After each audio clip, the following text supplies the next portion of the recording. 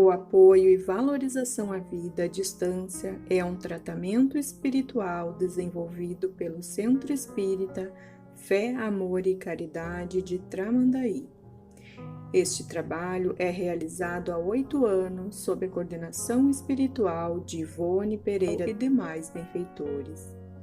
Este tratamento espiritual visa atender o indivíduo em suas necessidades, bem como assistência espiritual de toda a família, encarnados e desencarnados. O tratamento deve ser realizado por 6 semanas, durante todas as segundas-feiras, no horário das 16 horas até as 16h30. Cada assistido deve permanecer conectado com a equipe espiritual, iniciando pela prece simples de abertura. Logo após, deve iniciar a leitura do Evangelho segundo o Espiritismo, no capítulo e item sugerido anteriormente. Ao término da leitura, deve-se fazer a prece de encerramento, agradecendo a assistência e a companhia dos benfeitores espirituais. Para finalizar o tratamento, é necessário o autoabraço, reconectando-se consigo mesmo. Boa tarde, amigos. Bem-vindos a este trabalho de atendimento espiritual à distância, apoio e valorização da vida, sob a coordenação espiritual de Ivone Amaral Pereira. Vamos nos colocar em sintonia com essa equipe de benfeitores espirituais para nos acompanhar neste momento de fé, amor e caridade através da prece de abertura. Pai nosso que estás em toda parte, santificado seja o teu nome, no louvor de todas as criaturas. Venha a nós o teu reino de amor e sabedoria. Seja feita a tua vontade, acima de nossos desejos, tanto na terra quanto nos círculos espirituais. O pão nosso da mente e do corpo, dá-nos hoje. Perdoa as nossas dívidas, ensinando-nos a perdoar nossos devedores com o esquecimento de todo mal.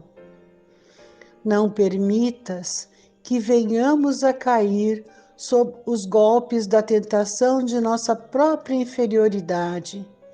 Livra-nos do mal que ainda reside em nós mesmos, porque só em ti brilha a luz eterna do reino e do poder, da glória e da paz, da justiça e do amor para sempre. Assim seja. Evangelho segundo o Espiritismo, capítulo 27, Pedir e Receber, item 21, resumo da Lei de Deus. O homem sempre sofre a consequência de suas faltas, e não existe uma só infração à lei de Deus que não fique sem a correspondente punição. Essa lei também é conhecida como a Lei de Justiça. A severidade do castigo é proporcional à gravidade da falta. Essa lei também é conhecida como a Lei de Ação e Reação, ou Lei da Causa e Efeito. A duração do castigo para qualquer falta é indeterminada e fica subordinada ao arrependimento do culpado e ao seu consequente retorno ao bem.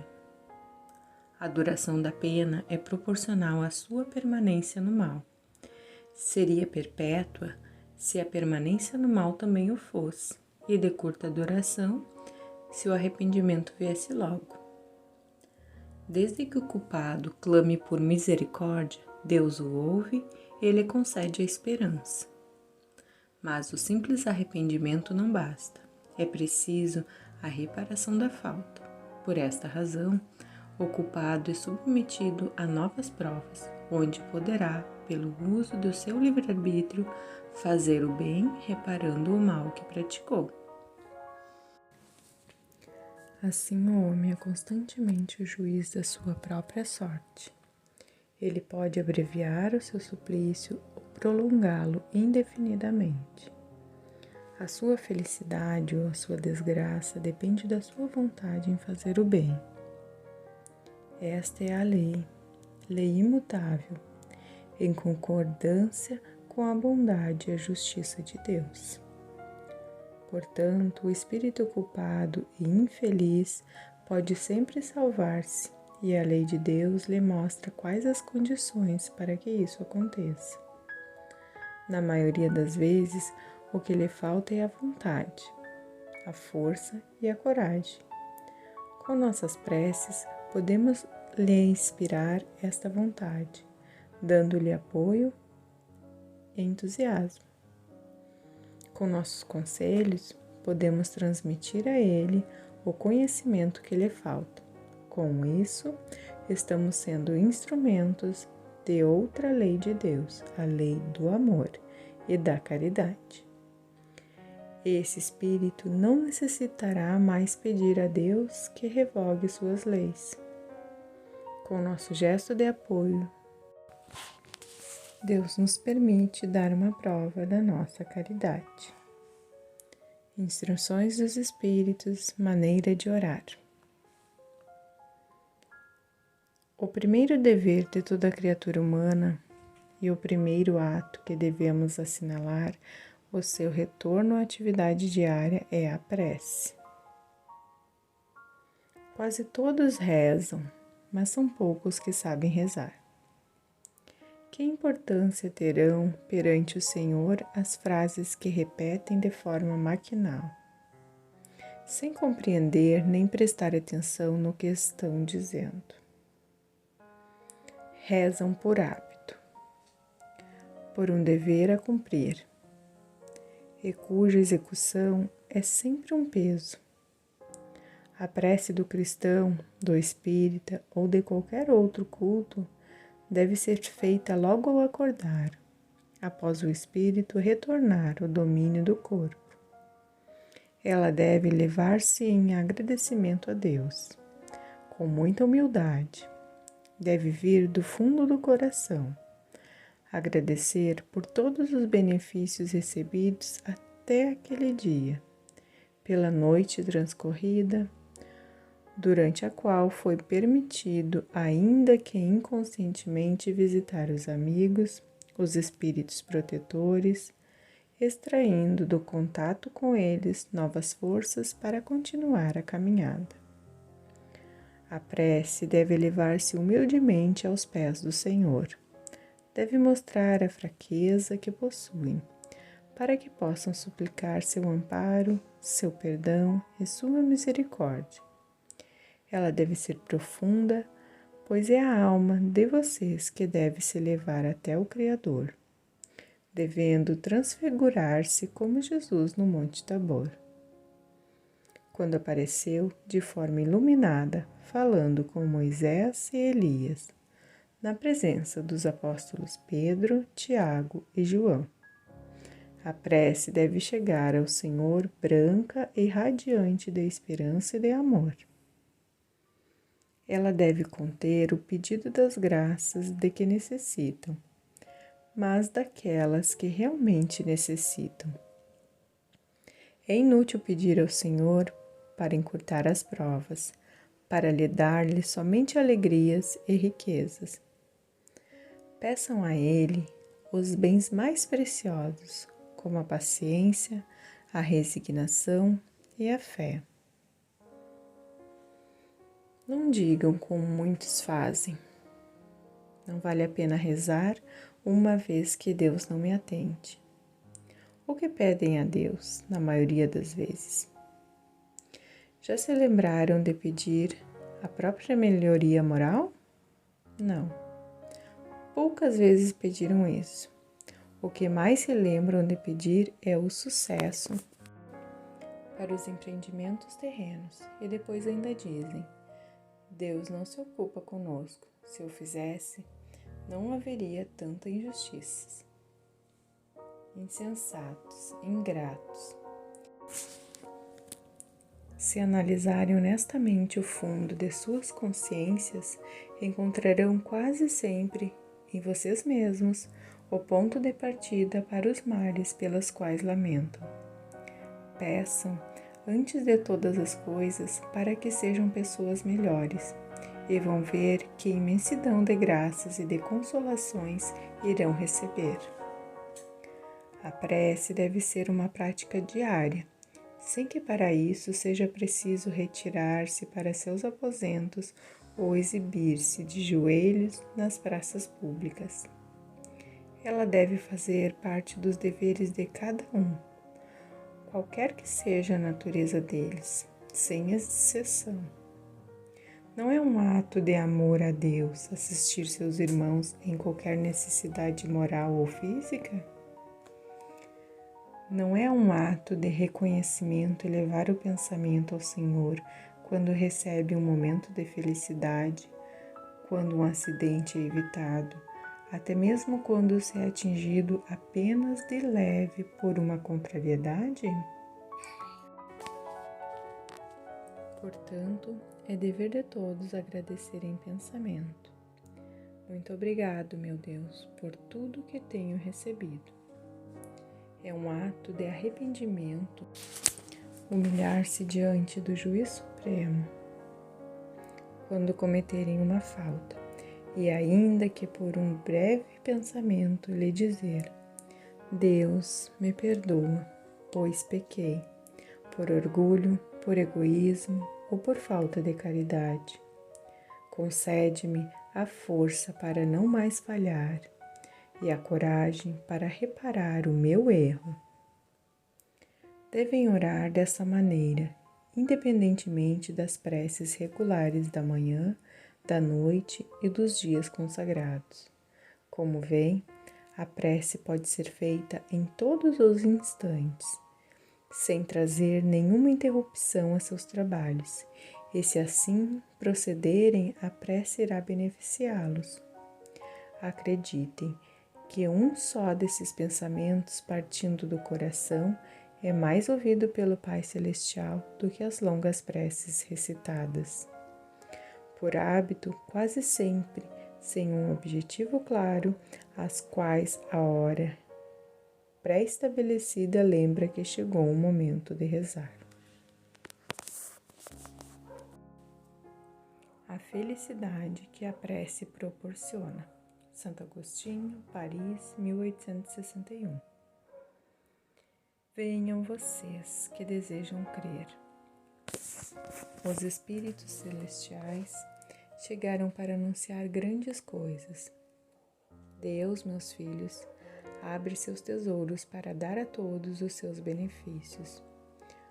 Homens de pouca fé, se soubesse o quanto a fé faz bem ao coração, eleva a alma ao arrependimento e à prece, como são comoventes as palavras que saem dos lábios na hora da prece. Ela é o orvalho divino que acalma o calor excessivo das paixões. A prece, sendo filha primeira da fé, leva-nos ao caminho que conduz a Deus, no recolhimento e na solidão. Estão sempre com Deus. Para vocês não existem mais mistérios, pois Deus se revela através da prece. Apóstolos do pensamento, a prece os leva a conhecer a verdadeira vida. A alma se desprende da matéria e se eleva aos mundos infinitos e etéreos que a pobre humanidade ainda desconhece. Avancem pelos caminhos da prece e ouvirão as vozes dos anjos. Que harmonia!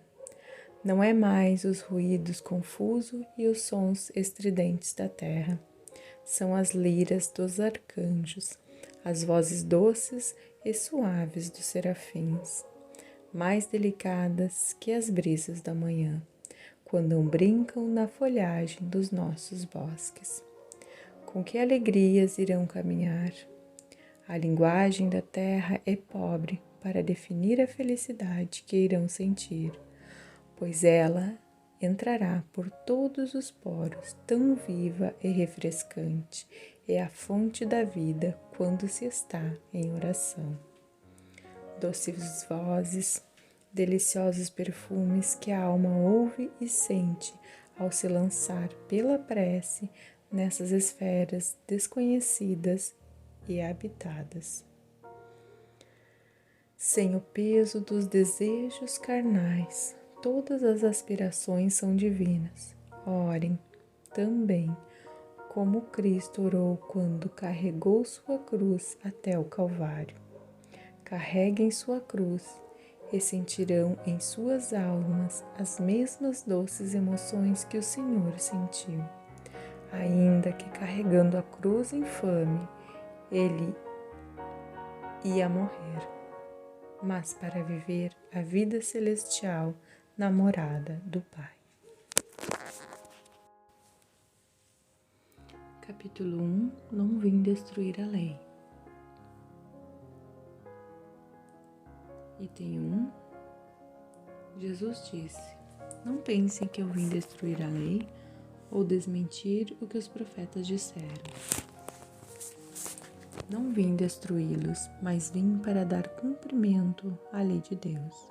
Em verdade, eu digo a vocês que o céu e a terra não passarão antes que tudo que está na lei esteja totalmente cumprido. Moisés.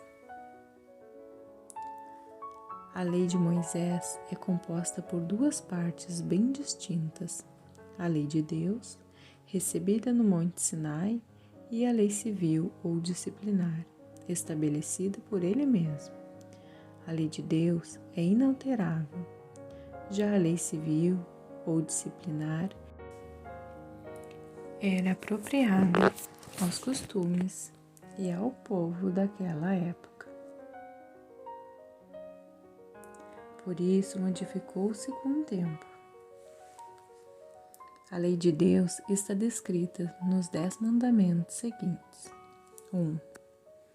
Eu sou o Deus que o tirou do Egito, onde eram escravos. Não haverá outros deuses estrangeiros a serem adorados. Nem será preciso fazer imagens talhadas para representar a mim ou as coisas da terra, da água ou do céu. 2. Não pronunciar o nome de Deus em vão. 3. O dia de sábado deve ser santificado. 4. Honrar e respeitar o pai e a mãe. 5. Não matar. 6. Não cometer adultério. 7. Não roubar. 8. Não testemunhar falsamente contra o próximo. 9. Não desejar a mulher do próximo. 10. Não desejar nada que pertença ao seu próximo.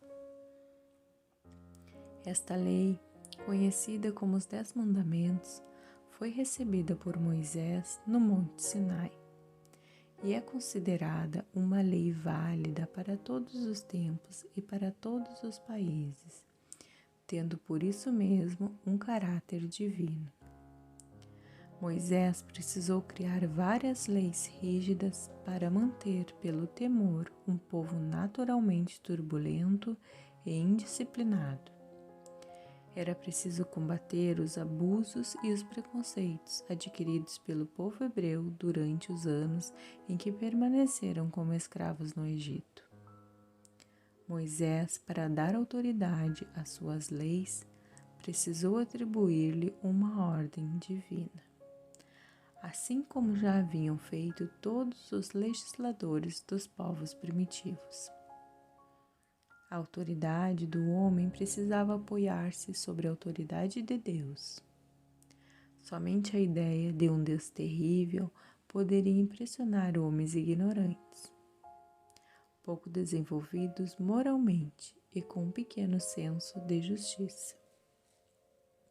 É evidente que Moisés, ao incluir entre os seus mandamentos não matar e não fazer o mal ao próximo, não poderia se contradizer fazendo uma lei que mandasse exterminar outros povos. Assim, as leis de Moisés tiveram um caráter essencialmente transitório e foram úteis somente para a sua época. O Cristo. Jesus não veio destruir a lei de Deus, veio cumpri-la e desenvolvê-la, ajustando-a ao grau de adiantamento dos homens. É por isso que encontramos nessa lei os deveres para com Deus e para com o próximo, que constituem a base da sua doutrina. Quanto às leis de Moisés, Jesus teve o cuidado de modificá-las profundamente, tanto no seu conteúdo quanto na forma de aplicá-las. Combateu os abusos das falsas interpretações e das práticas exteriores, ou seja, rezas longas, cheias de rituais, com palavras repetidas e sem nenhum sentido vindo do coração. Jesus reformou radicalmente as leis de Moisés, resumindo-as nas seguintes palavras: amar a Deus sobre todas as coisas e ao próximo como a si mesmo. E ainda acrescentou: está aí o resumo de toda a lei e de tudo que os profetas vieram ensinar antes de mim.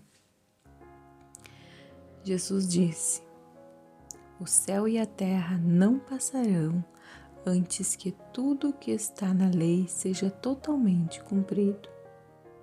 Ao falar assim, ele quis dizer que nem o mundo espiritual, nem o mundo material se tornarão melhores sem que exista uma perfeita harmonia entre os homens e os espíritos. É preciso que a lei de Deus seja praticada plenamente na terra, em toda a sua pureza e com todas as suas consequências. De que adiantaria estabelecer uma lei para privilegiar alguns homens ou até mesmo um único povo? Todos os homens, sendo filhos de Deus, recebem dele, sem distinção, a mesma dedicação. O papel de Jesus não foi somente de um legislador moralista, que utilizou apenas a autoridade da sua palavra.